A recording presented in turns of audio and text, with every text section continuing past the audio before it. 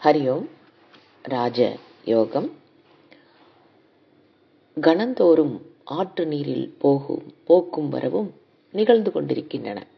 ஆயினும் ஆறு அதே வடிவத்தில் இருப்பதைப் போன்று தென்படுகிறது. போக்கும் வரவும் உடலில் நிகழ்ந்து கொண்டிருப்பதற்கிடையில் அது இருந்தபடி இருப்பதாக நமக்கு தென்படுகிறது. உடல் தினமும் மாறவும் அழியவும் செய்கிறது. ஆயினும் அதை உறுதியானதாகவும் ஆரோக்கியமானதாகவும் வைத்திருக்க வேண்டும். அது நம் கைவசமுள்ள ஒரு அரிய கருவியாகும். உடம்பார் அழியில் உயிரார் அழிவர்.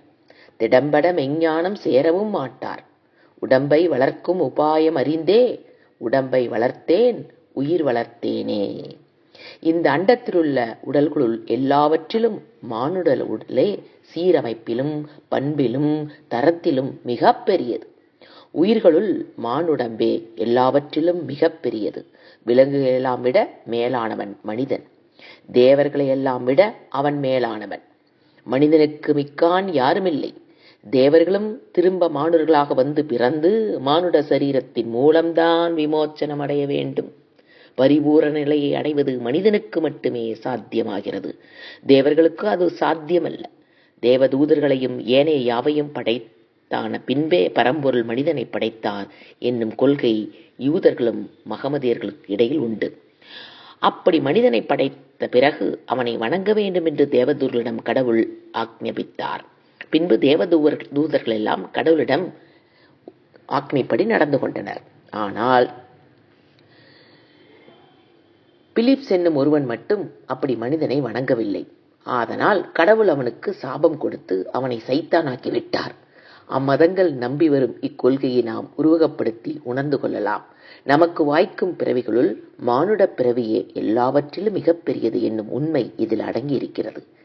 கீழே இருக்கும் விலங்கின் படைப்பு மந்தமானது. அது பெரிதும் தமோ குணத்தினின்று உண்டாக்கப்பட்டது.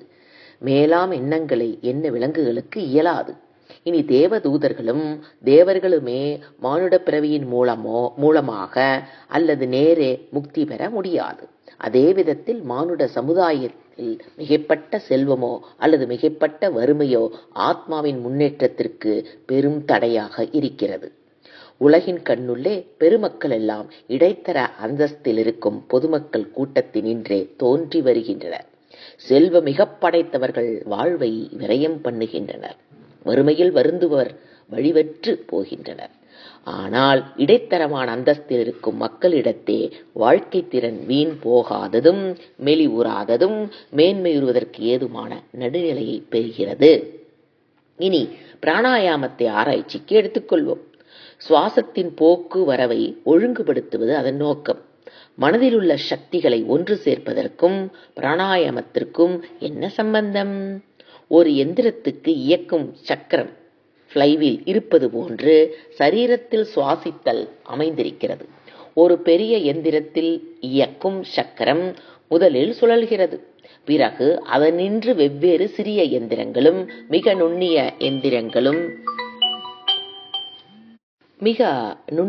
எந்திரங்களுக்கும் அந்த சக்தி எடுத்துச் செல்லப்படுகிறது. அந்த இயக்கம் சக்கரத்திற்கு நிகரானது மூச்சு. சரீரத்தில் உள்ள ஒவ்வொரு கருவிக்கும் விசைக்கும் வலிவையும் அளிக்க வல்லது சுவாசம் அல்லது மூச்சு. முன்பொரு கால் பேரரசன் ஒருவனிடம் மந்திரி ஒருவன் இருந்தான். அந்த மந்திரி இழி செயல் ஏதோ ஒன்றை செய்துவிட்டான். அதற்கு தண்டனையாக அந்த அமைச்சனை மிக உயரமாகவும் செங்குத்தாகவும் இருந்த ஸ்தூபி ஒன்றில் அடைத்து வைக்கும்படி அரசன் உத்தரவிட்டிருந்தான். அங்கு அடைபட்டு கிடந்து அழிந்து போவதே மந்திரியின் கதியாயிற்று. மெயன்பு பூண்டிருந்த மனைவியொருத்தி அந்த மந்திரிக்கு இருந்தாள். நள்ளிரவிலே அச்செங்குத்தான கோபுரத்தின் கீழே நின்று கொண்டு தன் கணவனை கூவியடைத்து அவனுக்கு தான் எத்தகைய உதவி புரியக்கூடும் என்று கேட்டாள். அடுத்த நாள் இரவு அவள் அவ்விடத்திற்கு வரவேண்டும் என்று மந்திரி சொன்னான். அப்படி அவள் வரும்போது தடித்த கயிறு ஒன்று, மெல்லிய கயிறு ஒன்று, சரடு ஒன்று, பட்டுநூல் ஒன்று, ஆரோக்கியமான வண்டு ஒன்று, கொஞ்சம் தேன் ஆகிய வகைகளை கொண்டு வர வேண்டும் என்று அவன் சொல்லி அனுப்பினான். மனைவிக்கோ வியப்பு. கணவன் உத்தரவுப்படி அப்பொருள்களை எல்லாம் அடுத்த நள்ளிரவில் அங்கு கொண்டு வந்து சேர்த்தான். பட்டு நூலை வண்டின் கழுத்தில் கட்ட வேண்டும் என்று உச்சியில் சிறை கிடந்த மந்திரி சொன்னான். ஒரு துளி தேனை எடுத்து அந்த வண்டின் முன் கொம்புகளில் தடவச் சொன்னான். பின்பு அந்த வண்டை கோபுரத்தில் மேல் நோக்கி சுவரில் வைக்கச் சொன்னான். மனைவியும் அங்கனமே செய்தாள். வண்டோ சுவரின் மேல் பெரும் பயணம் புறப்பட்டு போனது. தேனின் மனம் அதை மேல் நோக்கி செல்லும்படி தூண்டியது. சுவைப்பதற்கு தேன் தனக்கு கிட்டும் என்று கருதி வண்டு சுவரில் மேல் நோக்கி போய்க் கொண்டிருந்தது. அது உச்சியை எட்டிய பொழுது சிறையுண்டு கிடந்த மந்திரி அதை பற்றி எடுத்து பட்டு நூலின் நுனியை தனக்கு உரிதாக்கிக் கொண்டான். அடுத்தபடியாக சரட்டின் நுனியை பட்டு நூலால் கட்டச் சொன்னான். அது மேலே இழுக்கப்பட்டது. சரடு கைக்கு கிடைத்தவுடனே சிறுகயிற்றை அதில் கட்டச் சொன்னான். சிறுகயிறு மந்திரியின் கைக்கு எட்டிய பிறகு பெரிய கயிற்றை அதில் கட்டச் சொன்னான். அப்பெரிய கயிற்றின் ஒரு நுனி மேலே வந்து சேர்ந்தது. பிறகு அவனுக்கு எல்லாம் எளிதாகிவிட்டது. கயிற்றின் மேல் நுனியை அங்கிருந்த கம்பியில் இருக்க கட்டினான். அக்கயிறு வழியாக அவன் கீழே இறங்கி ஓட்டம் பிடித்தான். நமது தேகத்தில் நமது சுவாசமானது அவன் பயன்படுத்திய பட்டு நூலுக்கு ஒப்பானது. சிறுக சிறுக அவன் சரடு, சிறுகயிறு, பெருங்கயிறு ஆகியவைகளை அடைய பெற்றது போன்று சுவாசத்தை சரிபடுத்துவதன் மூலம் நாடி நரம்புகளையும் எண்ணங்களையும் பிராணன் அல்லது உயிரையும் ஒழுங்குபடுத்தி மனிதன் முக்தி அடையலாம். நமது சரீரங்களை பற்றி நமக்கு அதிகமாக தெரியாது. அப்படி தெரிந்து கொள்வதும் சாத்தியமும் அல்ல. சரீர அமைப்பை அறிந்து கொள்ள விரும்பினால் என்ன செய்யணும்?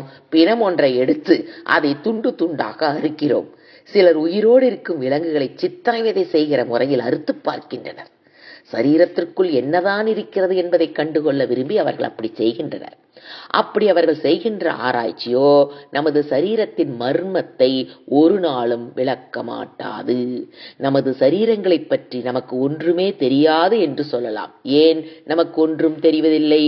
ஏனென்றால் உள்ளே நிகழ்ந்து கொண்டிருக்கிற மிக நுட்பமான இயக்கங்களை அறிந்து கொள்ளும் நுண்ணறிவு நம்மிடத்தில் இல்லை. மனது மேலும் மேலும் பண்பட்டு வந்து உடல் கூற்றை கிரகிக்க வல்ல திறனை பெறும்பொழுது உடலின் கண் உள்ள இயக்கங்களை நாம் கண்டுகொள்ள முடியும். நுண்ணிய நுகர்ச்சிகளை பெறுதல் பொருட்டு ஸ்தூலமான நுகர்ச்சிகளை சரியாக கையாண்டு பழக வேண்டும். உடல் எனும் எந்திரத்தை எந்த சக்தி இயக்கிக் கொண்டிருக்கிறதோ அந்த சக்தியை சரியாக கையாள தெரிந்து கொள்ள வேண்டும். பிராணன் அல்லது உயிரே அந்த சக்தியாகும். சுவாசிப்பதன் வாயிலாக அச்சக்தி தன்னைத்தானே விளக்கிக் கொண்டிருக்கிறது. சுவாசத்தை கையாண்டு பழகுதல் வாயிலாக சிறிது சிறிதாக ஸ்தூல சரீரத்தையே நாம் சரியாக கையாண்டு பழகுகிறோம். இந்த ஸ்தூல சரீரத்தினுள் நாடிகள் என்னும் நுண்ணிய சக்திகள் உடலெங்கும் வியாபித்து இயங்கிக் கொண்டிருக்கின்றன. அந்த நுண்ணிய சக்திகளை கையாளும் பழக்கமும் பிறகு நமக்கு வந்தமைகிறது. நாடிகளை உணரவும் அவைகளை அடக்கி ஆளவும் நமக்கு இயலும். நாடிகளை அடக்கியாள கற்றுக்கொண்டால் பிறகு உடலின் மீது நாம் ஆட்சி செலுத்தலாம். நாடிகளின் இயக்கங்கள் மூலமாக மனதுக்கும் இயக்கம் வருகிறது.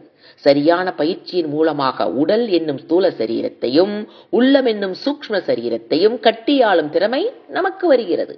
பிறகு மனதையும் வாயுவையும் மேனியையும் நமக்குரிய வேலையாட்களாக அமைக்கும் திறமை யோக சாதனத்தால் நமக்கு வருகிறது. நம் கைவசமுள்ள சக்திகளுள் நல்லறிவு என்னும் சக்தி ஒப்பற்றது. இந்த நல்லறிவை நாம் பெற்றாக வேண்டும். நல்லறிவு அல்லது ஞானத்தை பெறுதல் பொருட்டு பிராணாயாமம் என்னும் சாதனத்தை நாம் கையாளுகிறோம். பிராணாயாமம் என்னும் விஷயம் மிக பரந்தது. அதை முழுவதும் அறிந்து கொள்வதற்கு விரிந்த ஆராய்ச்சிகள் பலவற்றை நாம் செய்தாக வேண்டும்.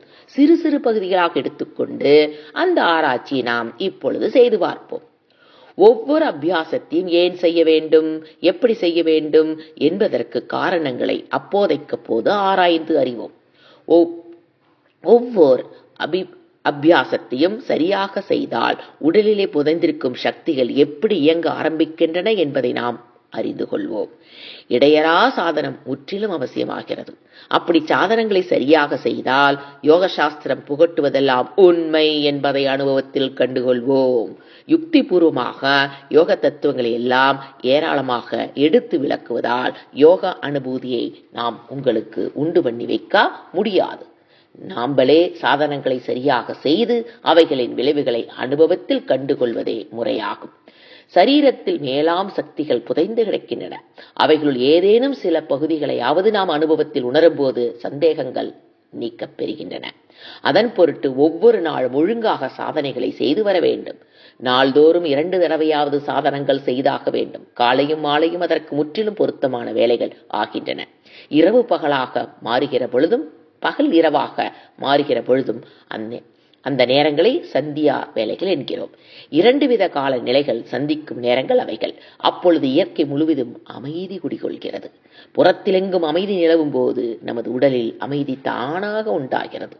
இயற்கையாக அமைந்துள்ள அந்த நல்ல சந்தர்ப்பத்தை சாதனத்துக்கு நாம் பயன்படுத்திக் கொள்ள வேண்டும். காலையில் ஆனாலும் சரி, மாலையில் ஆனாலும் சரி, சாதனங்களை செய்து முடிப்பதற்கு முன்பு உணவு அருந்தக்கூடாது. இப்படி செய்து வந்தால் தமோ குணத்திலிருந்து உண்டாகிற சோம்பல் அகன்று போகிறது. நித்திய வந்தனை வழிபாடு செய்து முடிப்பதற்கு முன்பு உணவு உண்ணல் ஆகாது என்னும் பயிற்சி சிறு பிராயத்திலிருந்தே அழிக்கப்பட்டிருக்க வேண்டும். அப்படி செய்தால் வழிபாடு செய்வதே இயற்கையாக அமைந்துள்ள ஒரு நல்ல பழக்கம். அப்பழக்கம் உடலில் ஊறிவிட்டால் பின்பு காலையில் நீராடி நித்திய அனுஷ்டானங்களை செய்து முடிப்பதற்கு முன்பு பசி தோன்றாது. உணவை பற்றிய எண்ணமும் உள்ளத்தில் உதிக்காது. அப்படி தன் இயல்பை வெகு நன்கு வென்று பண்படுத்தியவனே யோக சாதனத்துக்கு தகுதியுடையவன் ஆகிறான். ஆத்ம சாதனங்கள் பயிலுவதற்கு பூஜையறை தனியாக அமைக்க பெற்றதாக இருப்பது உத்தமம். வழிபாட்டுக்கென்று அமைந்துள்ள பூஜையில் படுத்துறங்கள் கூடாது. அவ்வறையின் கண் எப்பொழுதும் புனிதம் பொழிந்து கொண்டிருக்க வேண்டும். நீராடி உடலையும் உள்ளத்தையும் தூய்மையாக்கிய பிறகே ஆத்ம சாதகன் பூஜை அறைக்குள் பிரவேசிக்க வேண்டும்.